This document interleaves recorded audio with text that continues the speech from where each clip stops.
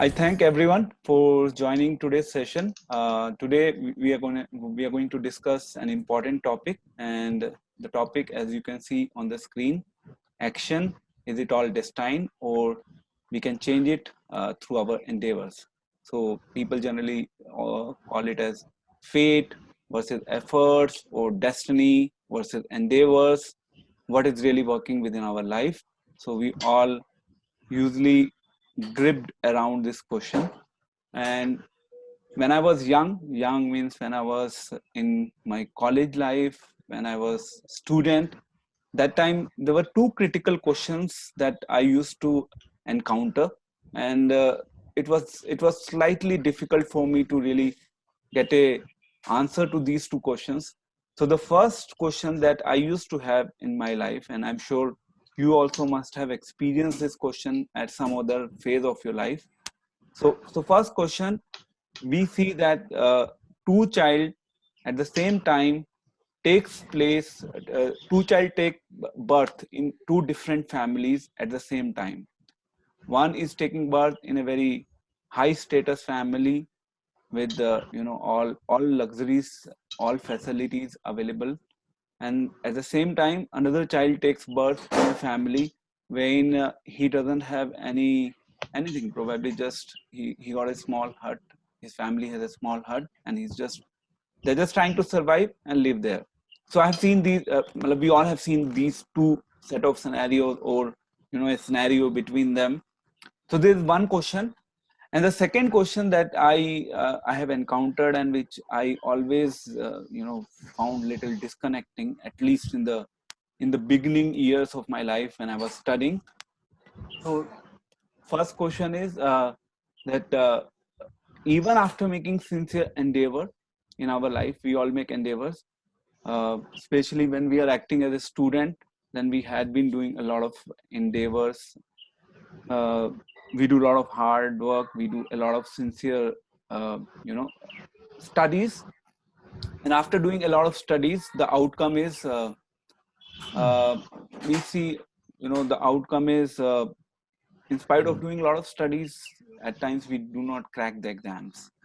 I'll give an example of my own life. When I was studying law, when I was preparing for the law entrance examinations, I wanted to initially pursue it from Delhi University. So I was really, I really made a very hard effort to crack the entrance, and I used to go to the library. I used to sit there, used to study whole day, and finally, when the result came out, I was just short of 3 marks, three numbers, and I could not really get get admission into the law college, Delhi University. Two questions, as I mentioned. One is child taking birth at the same time in two different set of families. One in a very high status family, one in a very poor status family. Second is, in spite of making sincere and honest efforts in our career, at times we see that we are unable to crack the examination, and there are people, they might not be really that much intelligent, or they might not be really extraordinary, but still they just study in 3 days and they crack the examinations. I have seen it personally many a times. I hope you also must have seen this scenario. So today we are going to discuss, is it all destined, or we can change the actions that we do in our day-to-day life through our endeavors. So what is really happening, and what is the view of our Vedic tales like Bhagavad Gita, what Bhagavad Gita talks about it, and how we can really get a realistic, practical answer to this question. Om Ajnanatimirandhasya Jnananjalakshalaakaya Chakshurmilitam Yena Tasmai Shri Gurave Namah. Okay, so we have discussion content. We'll be discussing following topics during the course of our conversations. First is two schools of thought. Even from the ancient time, there are two different set of thoughts. We'll be briefly discussing what those two different schools of thoughts are in terms of destiny and endeavor. Then nature of the Lord, how Bhagavad Gita describes the nature of the Lord, because he is considered as impartial, but we do observe a lot of impartiality, at least on the face of it. So what Lord is saying in Bhagavad Gita on this. Then Bhagavad Gita also talks about 5 factors of action. 5 factors of action is basically how an action turns into a reality. What are the root cause for any action to get matured? What are the root causes of any action to get matured? And then we'll be also discussing a question that again many a time we see and we hear: are we puppets in the hands of God, or uh, like in India there is a saying that not even a inch of grass moves without the will of Lord. So are we puppets, or was it what's all happening in this entire game?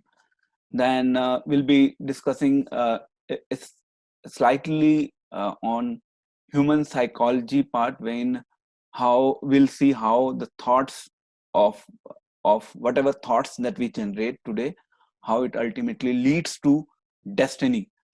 Then we'll be doing a comparative view of what material endeavors are and what spiritual endeavors are, and what is the difference between these two set of endeavors. And then we'll be finally having a discussion on equation of life, what we should really take in terms of lesson, how we should really apply it in our day-to-day life, and then we'll be having final conclusive discussion. Let's start. Two schools of thought. So destiny and endeavor. Destiny, we all know, no one get before time and more than destiny. Like in Hindi there is saying, समय से पहले और किस्मत से ज्यादा किसी को नहीं मिलता. And then we have endeavors. When people say whatever you want to achieve, it's just if you make endeavors, you can achieve anything and everything in your life. And there is a saying, man is the maker of his own destiny. So if he do any endeavor, any set of endeavor he carries out today, he can really achieve anything that he wants within this life itself.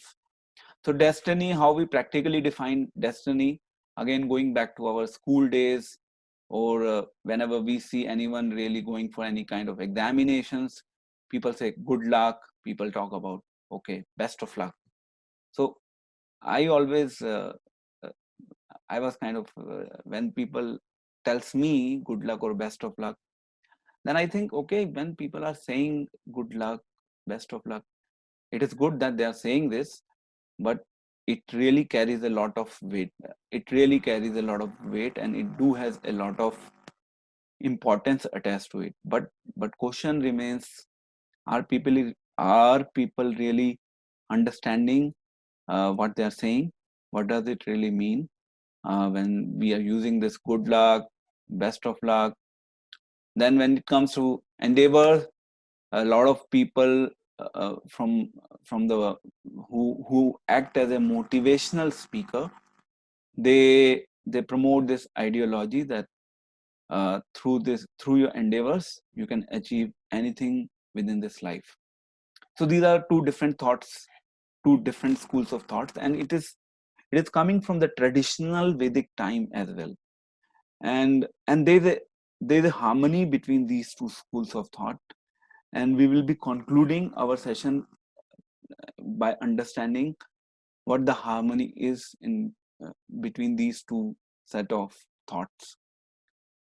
So sometimes people say only destiny is working, sometimes people say only endeavors are working. Sometimes people do appreciate the role of both also, and we will see what is best in this regard and what we should really follow in line with principles of Bhagavad Gita. So what is the nature of Lord? I was discussing how Lord is dealing into this specific question. So we'll be discussing set of questions related to it, and then we will be drawing a conclusion. So in chapter 9.29, Lord is clarifying his position to Arjuna. So he's telling, Sammoham sarvabhuteshu name dveshyo asti na priya ye bhajanti tu mam bhaktya maite maite teshu chapeyam. So the first line of this shloka is relevant for the discussion that we are having today. So I envy no one, nor am I partial to anyone. I am equal to all. So Lord is simply clarifying his position here. So what he's clarifying? He's clarifying that I'm not the one who is discriminating anyone. Don't blame me for any kind of discrimination that you are observing in today's society. How he's telling that I do not really discriminate. I do not make a distinction. Okay, I have to give birth to this child into this set of family, or I have to give birth to this child into this set of family, because I am impartial.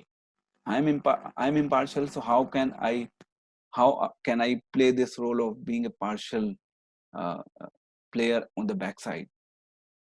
So I am equal to all. He's clearly telling that I am equal to all. So here's an interesting example by which we can understand this concept, the role that God plays in our day-to-day life. One is he's clarifying that he's not partial, and he's so it's like a judge when there's a courtroom and there's a judge, and then there are two sides who are fighting the case. One is from the plaintiff. Plaintiff is the one who is a victim who is being victimized, and then defendant is one who is a wrongdoer. So whenever a judge finally gives his award, he gives his award uh, for a wrongdoer. There is a punishment.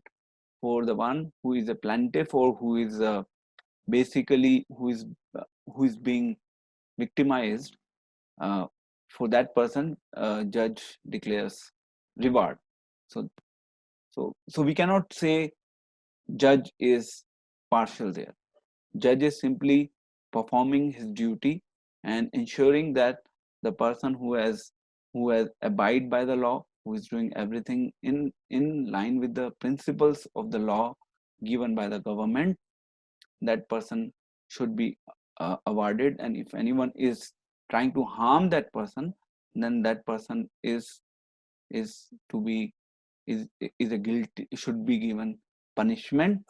And it is not partiality in real sense. So Lord is playing the role of a judge when he's dealing with people within this world. This is the nature of the Lord. He can never be partial to anyone. Okay, next we were talking about 5 factors of action. This is very interesting.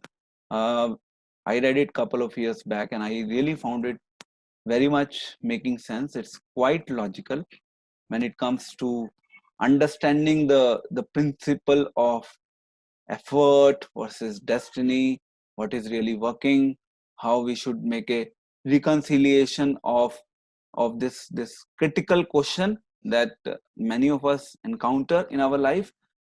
So it is Bhagavad Gita 18.14. Adhisthanam tatha karta karnam cha prathak vidham vividhascha prathak chesta devam chevatra panchamam.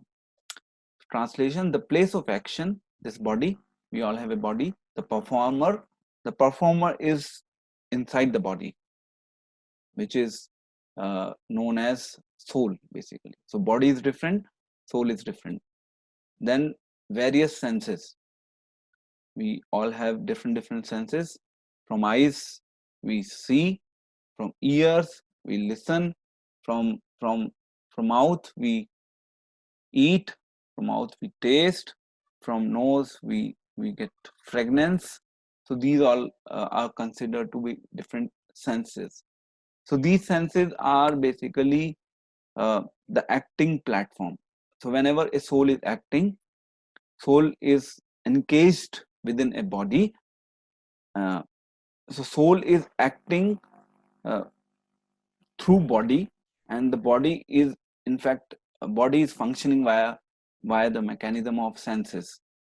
And then there is a fourth factor which is little complicated, and we'll try to discuss it and understand it in line with the topic that we have today. The fourth one is endeavor, and then fifth one is super soul. So these are the five factors of action. If you see any action taking place within this world, any action, starting from the worst to worst action, ending to the best to best action within this world, all these are ultimately sum up of these five factors. If these five factors are not there, then an action cannot be completed. Okay, let's try to do a little brainstorming on this, so that we can relate it well with our theme for today. First is body.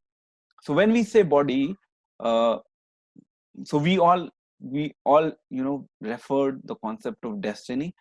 We get a body based on the destiny that all of us have been carrying on from the lives and the lives and the lives. So body, and then there's a performer. So soul is the active ingredient within the body. If soul is not there, or we call it as consciousness, if consciousness is not there within the body, then body cannot function. And within body we have different senses through which actually soul is performing its action. So senses, then body, then soul. This is how it is function structured. Body, performance, and senses. So essentially the body what we have received today, it is based on our destiny. Soul by nature has nothing to do with action of this material world. Whatever action we do via soul, it has nothing to do with the actions that we perform. Ultimately soul is free from the action of this material world. Then we have senses also. We whatever senses we have, it is as it is. Okay, I'll give you an example.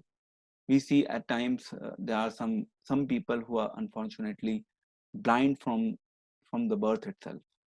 There are some people who might not listen from their childhood. So what is it? So these are the different these are the different set of people that we see in the society, and they have got this body based on their destiny. Otherwise everyone is fine. uh, and there are some child which I have seen, I have heard about. There are some child who are born with certain deformities, and the deformities are they cannot even grow. They they have some limitations within their body, and they are unable to grow. Their mind doesn't grow as faster as it should be, and they just they just live, and they're dependent on people. Their mind doesn't work so actively. They are very, very slow in whatever they do in this world. So I have seen such people, and there are some people, because of these deformities, naturally they cannot have a longer life. They will leave their body either in 4 years, 5 years, 6 years, 7 years. They won't be able to survive for long, that's for sure. So these are different set of actions. We understand that this is the kind of pattern that really came to us in the form of destiny. And then after that we have endeavor. Now understanding this part of endeavor is very, very critical, because endeavor in itself is very it's a little complicated. So when we say endeavor, so again let us see that there are people in the society who makes a lot of lot of endeavor, very conscious efforts, and they have very high capability of doing things in a very different manner, and they are ready to do endeavor day in and day out. Now, when we say endeavor, endeavor is basically is getting divided in two parts.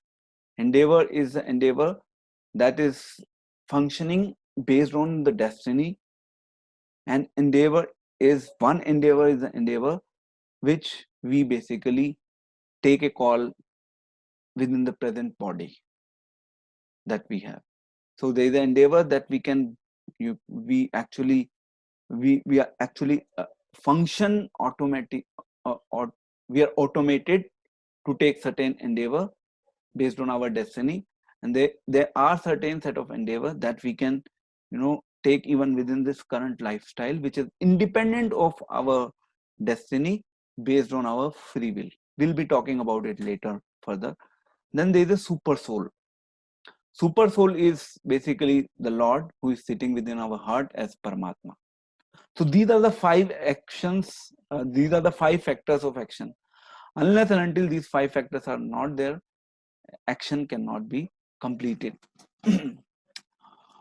Okay, let's move further. So a question that come across in our mind, in fact, anyone should ask this question. Like in the previous slide, we talked about four factors which are observable factor for any common man. They can say, okay, these first four factors we can relate to. But when it comes to super soul, for majority of people, okay, super soul might be there, but they don't really uh, connect with it, or they don't have much direct interface with super soul. We all have super soul within us, but not everyone can relate to it, because the way we are functioning in today's society, it doesn't give us that opportunity to consciously think about it, to work on it. So are we puppets in the hands of God? So four factors, and the fifth factor is super soul. So the fifth factor is one of the most crucial factor, because ultimate sanctioning authority behind all the factors is God. No matter whatever actions are taking place within this world, whosoever is doing those actions, ultimately God will sanction. Unless and until sanction any action, it cannot turn into reality, no matter how much efforts can be tried at first four levels. So again, coming back to the question, are we puppets in the hands of God? People say not even a blade of grass move without the will of Lord. So everything is happening in this world, everything is automated, everything is programmed, and when things has to happen, things will happen. And at times even people stop making any reasonable effort or endeavor in that direction. So are we puppets in the hands of God? If we are puppets in the hands of God, the outcome would be that we will make God responsible for all the actions, including the bad ones. So so so if we really say on the face of it, then the answer of it is no. We are not puppets in the hands of God. We'll understand it later if we really want to use this terminology, or if we really want to say that not even a blade of grass moves without the will of the Lord. We'll talk about it, because this specific quotation is a very deep quotation. At least when I had started practicing spirituality, I found definitely there's something around this quotation, and we'll try to understand that quotation in the end. So if we are puppets in the hands of God, that then basically the creation will become meaningless. creation. God has created this entire system and everything is functioning by the will of God, then the creation will have no purpose if everything is just going on by the will of the Lord. So there is a concept of free will that comes into the picture. So there is a will of the Lord. You can say it is a super will or the super soul's will within our heart, and then there is a free will that Lord has given to the living entities. We all have been awarded with a free will, and if we do not have free will, without free will we cannot function. So we need to have free will, and we'll see how we see in society how people decide, okay, this is I'm ready to exercise my free will and how I want to exercise it. So when we say God is not responsible for the actions that we perform, and if those actions are not the good ones, how? The answer is, let me take an example. By the help of example, I'll be in a position to help you to understand this concept.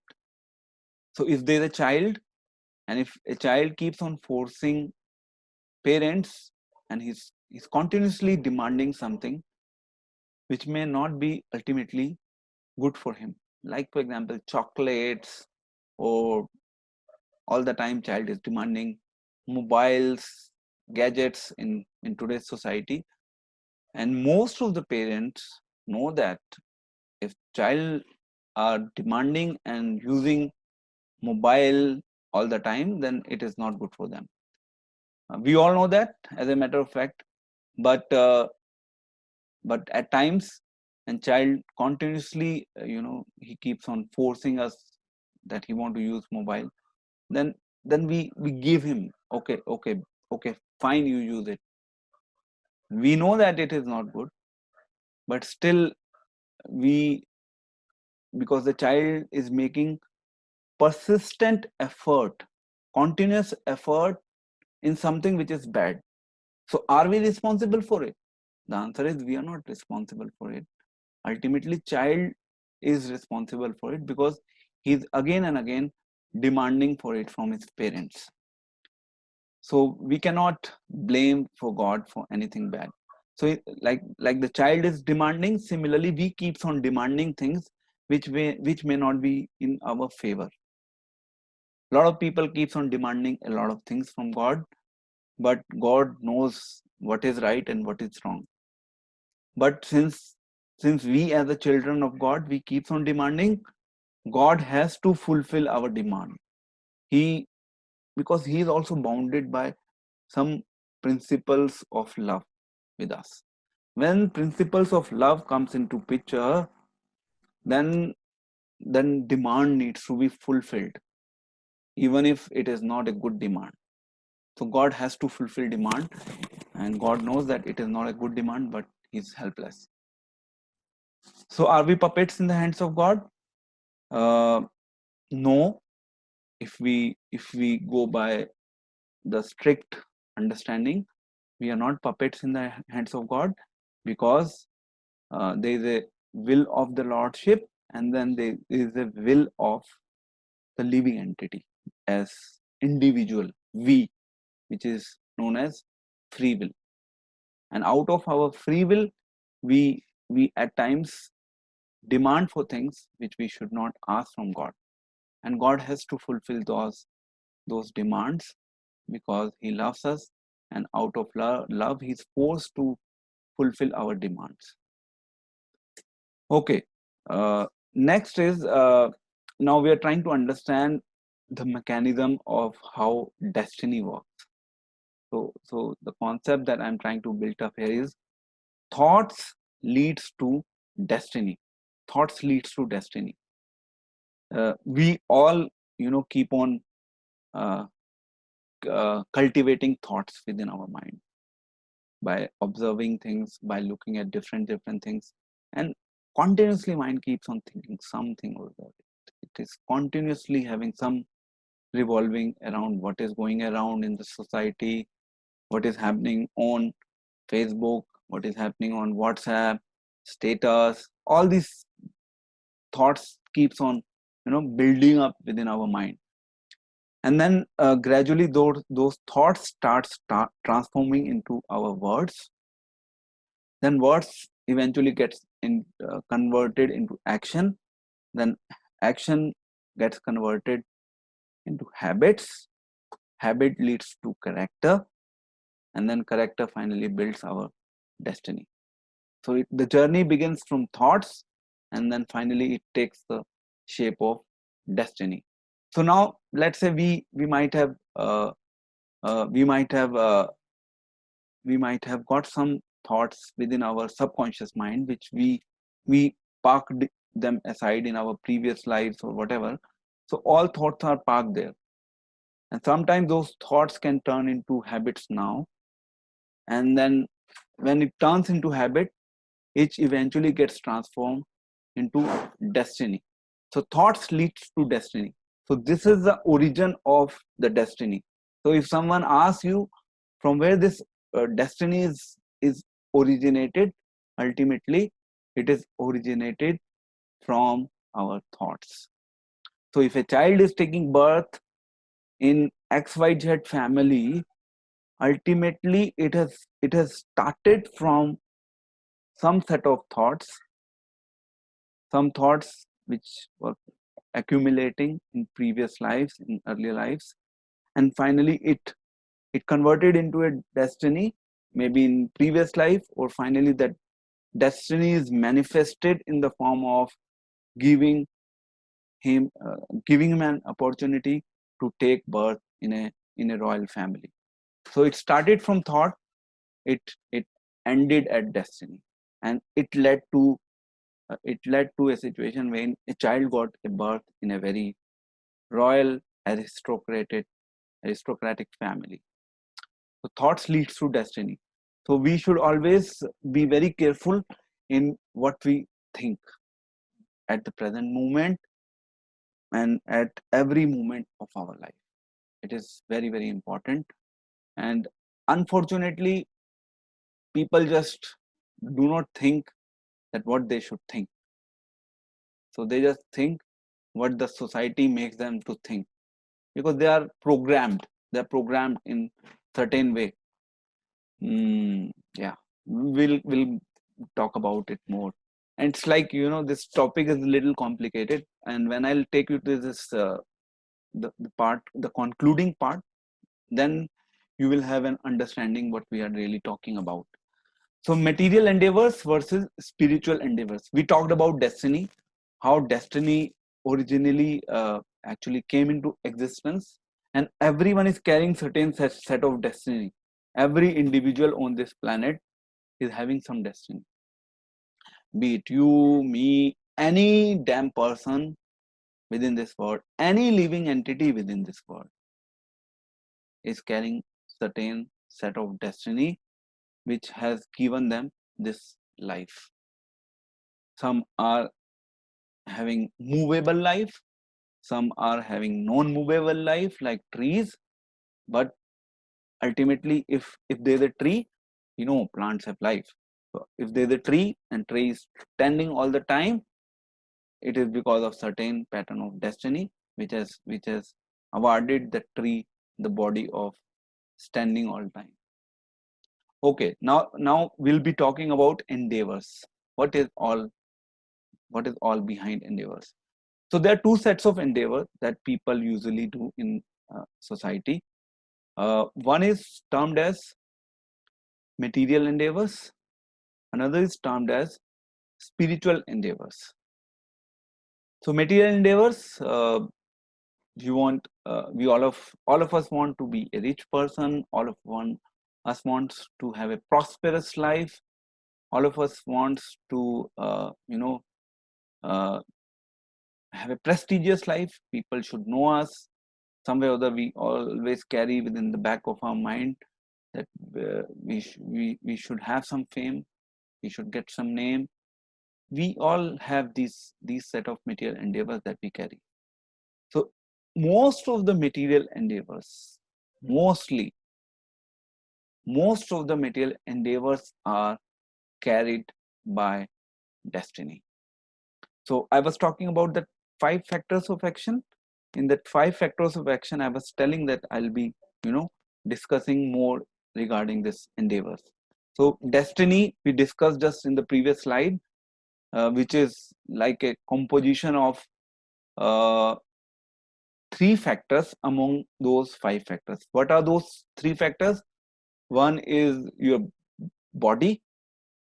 Then I mentioned that soul is kind of free from the actions. Soul is ultimately free from at least the material actions that we perform. So one is the body, another was the senses, and the third was endeavor.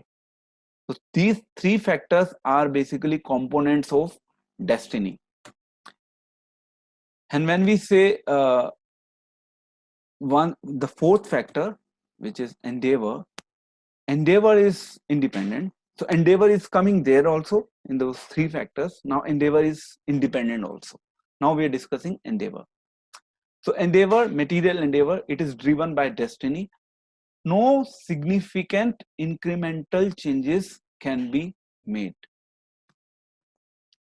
So there is a saying, a man is a creature of his own habits, and whatever actions he or she performs, it is ultimately because of a certain pattern of habits that a man has built in his or her life.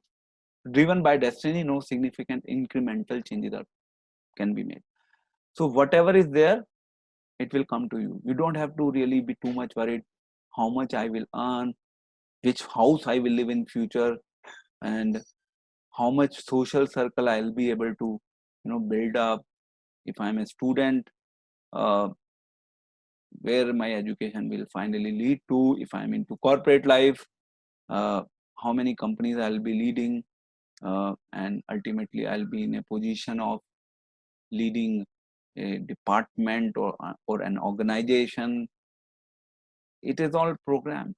You cannot do much. If it has to come on your way, it will come.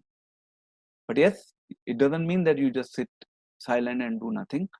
But you should carry this at the back of your mind. Material endeavors, nothing significant can be done. Okay.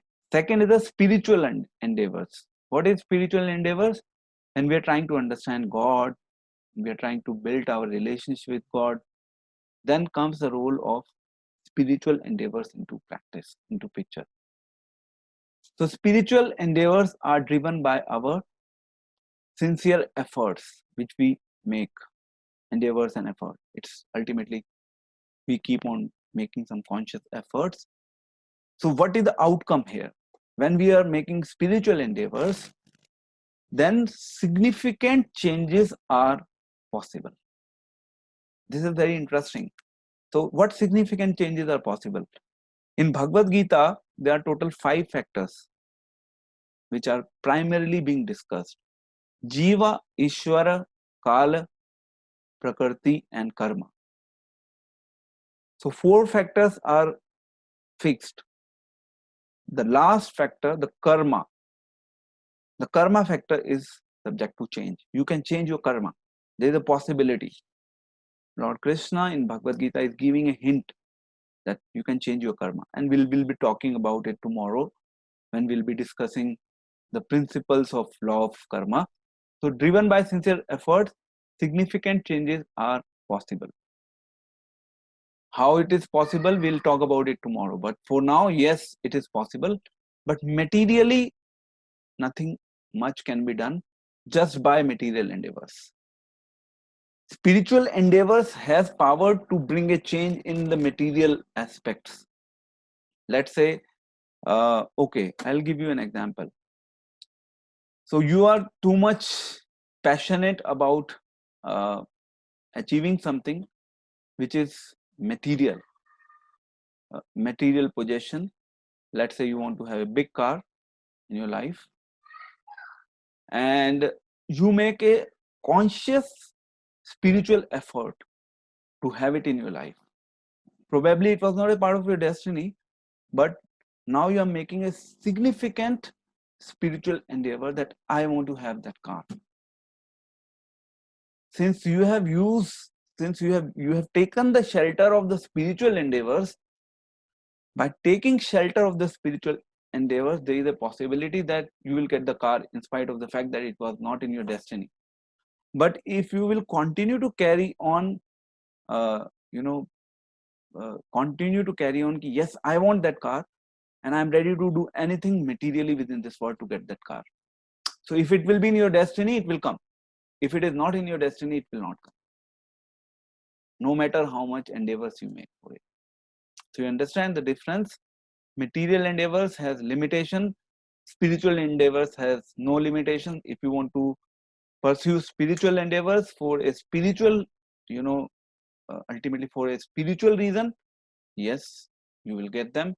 If you want to pursue spiritual endeavors, even for material things, it is possible. Both propositions are possible within spiritual realm, but material realm has its own limitation.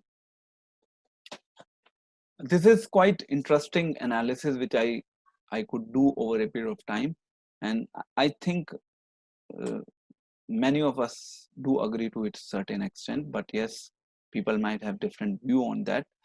Now we are talking about equation of life.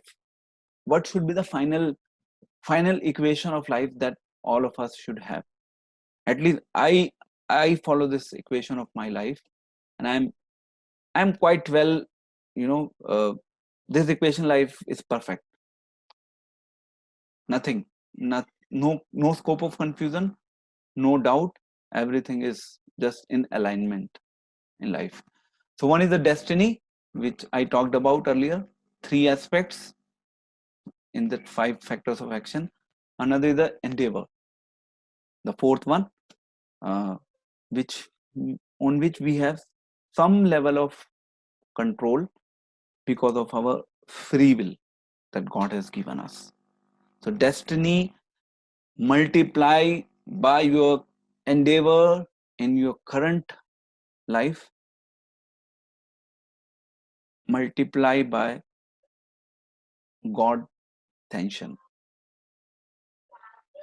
Unless until we don't get sanction from God, we cannot achieve the intended outcome, because God is ultimately looking at everything from an overall perspective, whether it is ultimately beneficial for him or not. So if we are desiring something materially by practicing spirituality, and if God knows that it is ultimately beneficial for him, let me give him.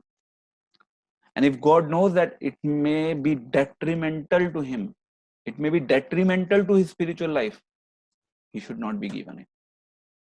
So he'll not give. So a devotee or a spiritualist, when he is practicing the path of spirituality, he always look at these 3 different propositions. One is the destiny, second is your current endeavor, and third is the sanction of the Lord. If you will keep all these 3 factors into picture for any action to convert in reality, then you can see things as they are. Then you can see action as it should be, as per the final you can say judgment of the Lord. Because a spiritualist is not like other ordinary materialistic people who simply keeps on demanding from the Lord for just fulfilling their own desires.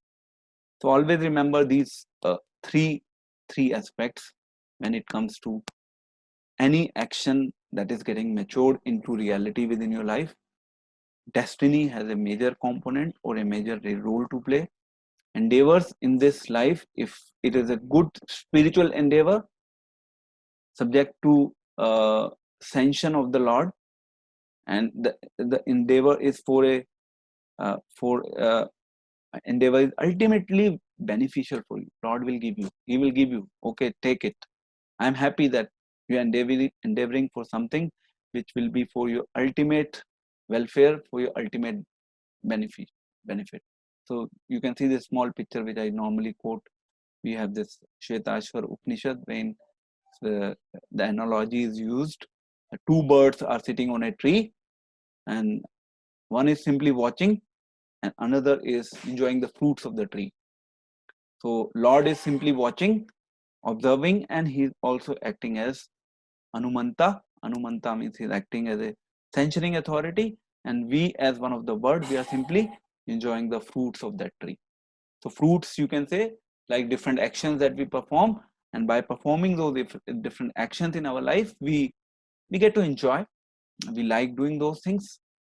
So this is the equation of life. If you are in sync with this equation of life, then there will not be any further scope of confusion.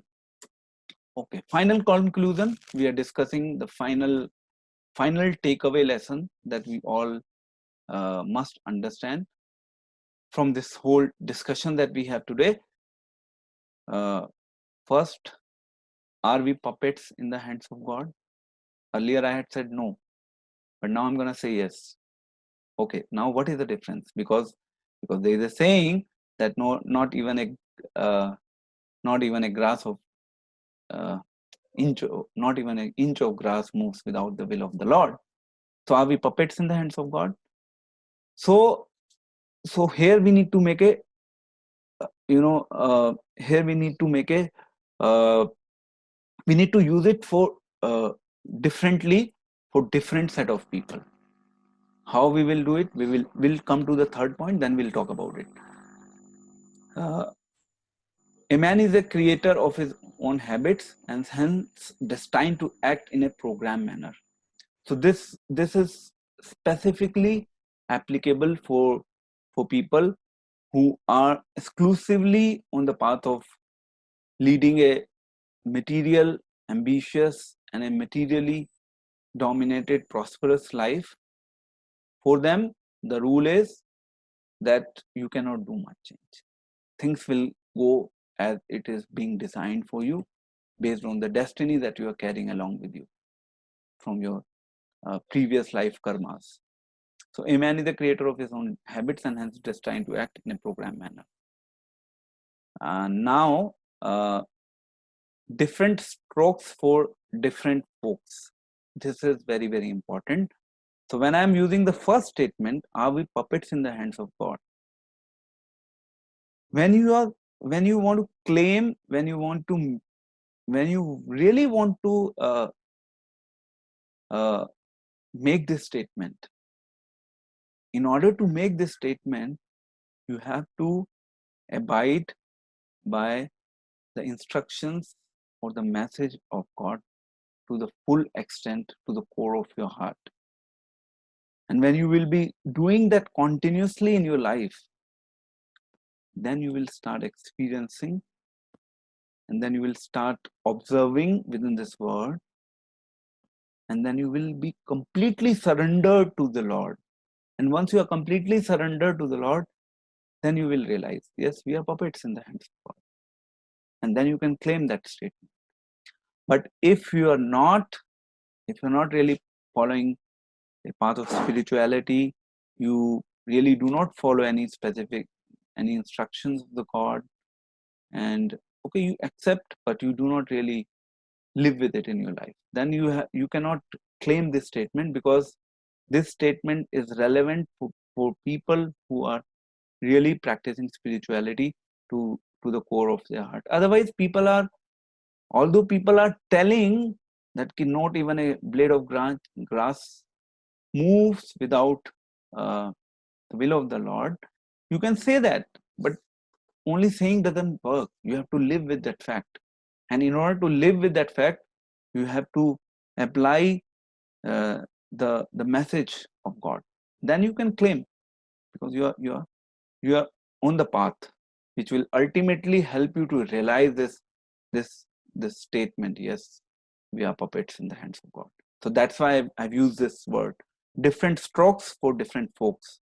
For some set of people, it may be accepted that yes, we are puppets in the hands of God. Those who are practicing spirituality, and for some set of people, we say, yes, we think yes, they are puppets in the hands of God, but since they do not practice spirituality to their core extent, they cannot claim that statement. So this is called as different strokes for different folks, means using the same terminology differently for two different set of people. And the fourth concluding factor is, always remember, no matter what destiny is doing, what your endeavors are doing, ultimately Lord is the sanctioning authority behind all the actions that takes place within this world. So you cannot put aside Lord from everything that goes on in your life. You always need to have Lord as one of the key sanctioning authority. So if he approved, okay, yes, approved, go ahead, do whatever you want to do. So he keeps on affirming. And last, we're about to finish. The last point, which is important here, is I'm just introducing it. Probably I'll cover it up tomorrow a little bit more in our slide, in our topic on law of karma. So for a devotee, when he's making an endeavor, remember a rule that he knows ultimately even his endeavor has a limited role. Ultimately, there is a role of mercy also, which is, playing an invisible role. So mercy is there on the backside, playing an invisible role, of which most of us do not have access. All right. So conclusion, I hope it must have clarified you to a certain extent, because this topic is slightly complicated, but if you practice path of spirituality nicely, then things start falling in place quite easily. At least that's what I have experienced over a period of time. So the questions that I started with, the two questions, now I do have full answer to those two questions, and I'm quite happy. And Bhagavad Gita gave me that insights. When I practiced that knowledge of Bhagavad Gita, I realized that I could get an understanding of a realistic understanding of those two answers, like this, of those two questions. Like this, you also must have seen a lot of questions related to destiny, free will, karma, fate, efforts, endeavor. All these are simply very easy terms to live with if we embrace the message of God in our life. So with this note, I would like to conclude my session for today.